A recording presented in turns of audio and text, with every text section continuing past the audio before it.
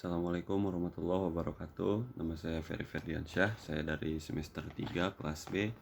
Di sini saya akan mereview materi Hukum Administrasi Negara pertemuan ketiga dengan dosen pengampuh Bapak Dr. Haji Dedi Mulyadi SHMH beserta asisten dosennya Bapak Dr. Randy Aridhayandi SHMA. Di sini saya akan mereview menjawab 9 soal. Yang pertama,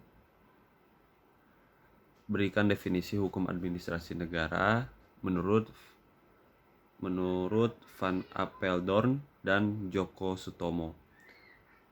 Menurut Apeldoorn, hak merupakan hukum yang dihubungkan dengan seorang manusia atau subjek hukum tertentu dan dengan demikian menjelma menjadi suatu kekuasaan. Dengan demikian suatu hak timbul apabila hukum mulai bergerak. Menurut Djoko Sutomo, HAN adalah hukum yang mengatur tentang hubungan antara jabatan-jabatan dalam negara dengan warga negara. Yang kedua, sumber-sumber hukum formal adalah yang pertama undang-undang, yang kedua praktek administrasi negara atau konvensi administrasi negara sebagai kebiasaan dalam praktek, yang ketiga jurisprudensi, yang keempat doktrin. Yang pertanyaan yang ketiga, mengapa HAN belum dikodifikasikan? Penyebabnya yang pertama perubahan dalam bidang HAN terjadi dengan cepat. Yang kedua,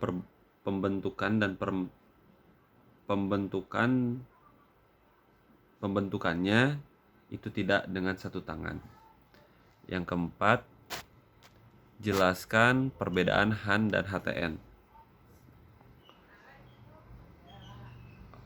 Hukum tata negara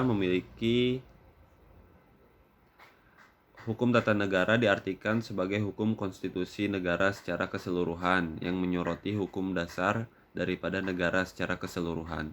Sedangkan HAN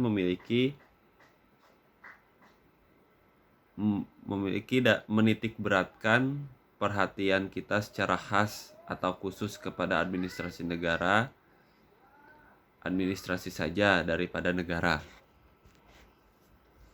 Lalu pertanyaan yang kelima, jelaskan hubungan HAN dan HTN. Hubungan tata negara memiliki hubungan yang sangat erat dengan hukum administrasi negara. Hukum administrasi negara merupakan tindak lanjut dari hukum tata negara. Artinya tugas dan wewenang, fungsi jabatan badan administrasi dijalankan dan diatur dalam hukum administrasi negara. Pertanyaan yang keenam, apakah yang dimaksud dengan ketetapan? Suatu penetapan tertulis yang dikeluarkan oleh badan atau pejabat tun yang berdasarkan perbuatan perundang-undangan yang berlaku, yang bersifat konkret, individual dan final, yang menimbulkan akibat hukum perdata. Pertanyaan yang ketujuh, sebutkan unsur-unsur ketetapan. Unsur-unsur ketetapan, yang pertama penetapan tertulis, yang kedua dikeluarkan oleh badan atau pejabat tun, yang ketiga didasarkan pada peraturan perundang-undangan yang bersifat konkret, individual dan final, yang keempat menimbulkan akibat hukum bagi seseorang atau badan hukum perdata. Pertanyaan yang ke-8, sebutkan macam-macam ketetapan.